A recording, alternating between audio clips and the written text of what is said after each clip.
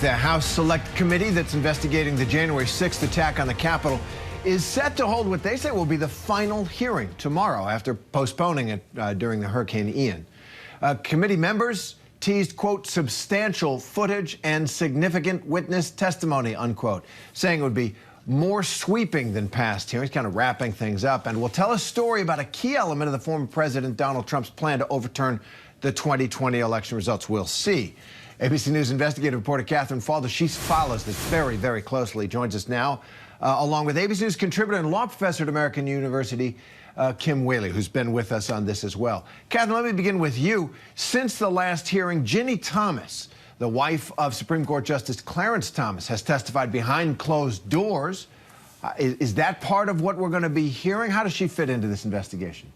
Well, look, that's to be determined. What we do know is that she spoke to committee investigators behind closed doors for quite some time.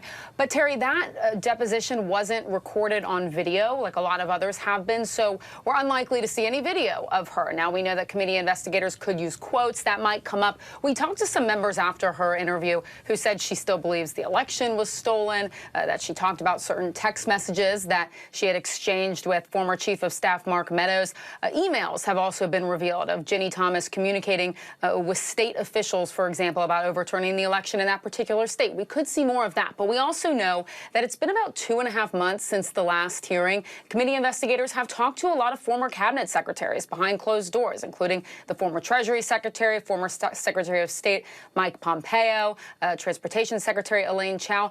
We are likely to see some of that on video as well tomorrow. Okay, so Kim, it's such a difficult moment here. The wife of a Supreme Court justice lobbying the White House before the insurrection, before the attack on the Capitol. And there is this balance here, isn't there? On the one hand, she's got a First Amendment right to say the election is stolen, was stolen. You know, there's nothing criminal or wrong about that. She's the wife of the Supreme Court justice, and we want spouses of justices to have their independent lives. Are there legal ramifications here in her conduct, do you think?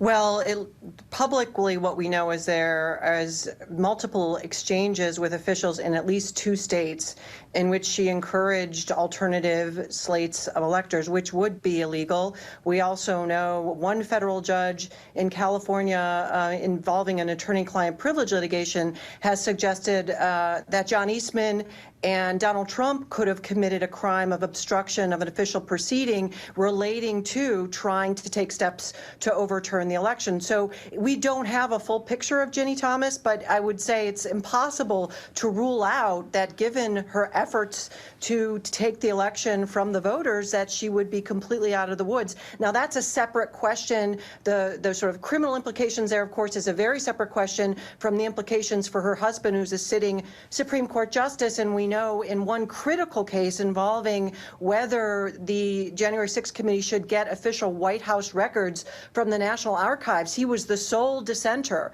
And so there's a big question of conflict of interest, Harry. Is he being persuaded by his wife here? Yeah, and that has a lot of people concerned. Catherine, why are they holding this final hearing now? The midterms are less than a month away, and it looks like they aren't going to have live testimony. Why are they doing this? Well, look, I do think that there's always politics in a way at play here. We know that they've wanted to drag this out a bit up until November, whether that was in public hearings, whether they invite former President Trump or former Vice President Mike Pence to testify. That's still an open question. But we know also, Terry, that they have a report that they are writing up that they have said maybe would be released over the summer. Now it's into the fall. Now members of the committee are saying that it's probably going to be released maybe at the beginning of November. So while they are gathering new evidence here, I think behind the scenes they know that they want to tell this story and continue to tell this story to the American people, and they want to do that up until the midterm election. So I think after this hearing we will see more information come out of this committee as well, whether it's snippets of depositions that they release, whether it's their public report, but that will go up until the midterm elections. And that is a political fact of life here. Kim, one of the big questions surrounding these hearings is whether or not this committee would make a formal criminal referral to the Justice Department about former President Donald Trump. What does that mean? Do you think they will? And what does that mean the Justice Department then proceeds? Well, you know, we know Liz Cheney from beginning has sort of floated the idea that there are criminal implications for the former president. The Justice Department would not have to take any action on that. They would have their own grand jury process we know is ongoing. But I do think this midterm is absolutely critical. There are 200 people on the ballot for the House and Senate races, the federal races, that are election deniers. And so I think the committee needs to sort of get the message out how important it is to vote in November this year. Absolutely. Absolutely. Go out and vote. Catherine Faulders, Kim Whaley, thanks very much for that. Hi, everyone. George Stephanopoulos here. Thanks for checking out the ABC News YouTube channel. If you'd like to get more videos, show highlights, and watch live event coverage, click on the right over here to subscribe to our channel. And don't forget to download the ABC News app for breaking news alerts. Thanks for watching.